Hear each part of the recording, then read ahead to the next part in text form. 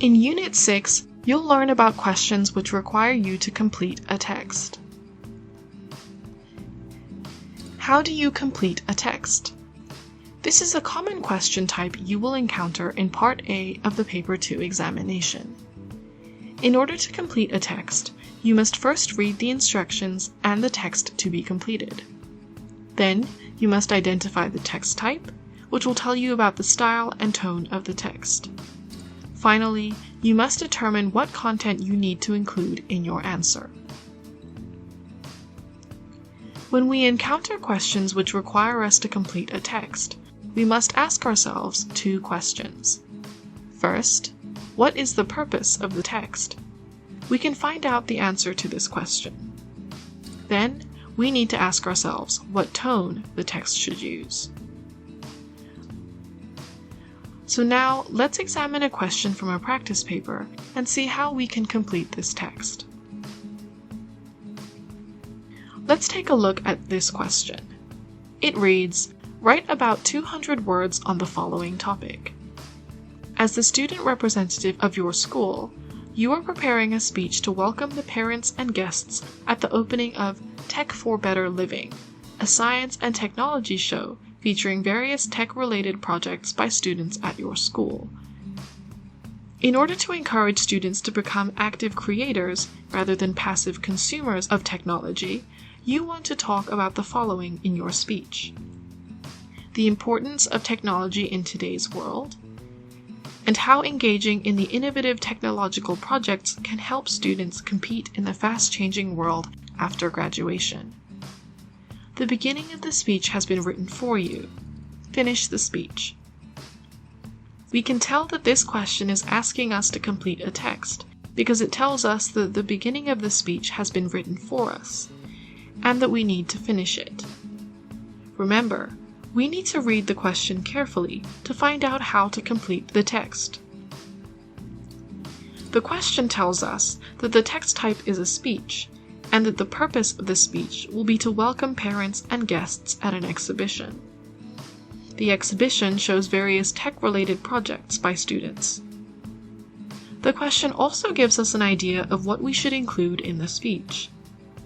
We need to talk about the importance of technology in today's world, and how engaging in innovative technological projects can help students compete in the fast-changing world after graduation. Now that we have read the question, the next thing we need to do is to read the part of the text we have been given carefully. This is clearly the beginning of the speech, as we can see there is a greeting. The greeting also gives us an idea about the audience. And we can tell that the speech should be quite formal in tone because the principal, guests of honor, parents, and teachers are listening. The last sentence we are given tells us what we need to include in the rest of the speech when we complete it. First, we should talk about why we organized the show. We must also talk about why the audience's support and participation is important. With this information, plus the points the question told us to cover, we now know what content points to include in the rest of the speech. Let's look at a couple ways we can complete this speech. Here are 3 possible paragraphs. Which fits best? Option number 1 is, first, I would like to introduce the various exhibitions we have on show today. All the students have worked extremely hard on their projects. The second option is, as all of us know, the world after graduation is very competitive. By competing in the Tech for a Better Living show, you will be able to increase your skills and prepare yourself for our fast-changing world. The final option is, in this technological age, many aspects of an individual's everyday life are tech-related. Most people stay informed about the latest news through the internet. How can we decide which paragraph completes the text the best? Let's take a look at each of the paragraphs in turn. The first paragraph talks about introducing the exhibitions to the audience. However, The part of the text we are given does not mention that the speech will introduce the exhibitions.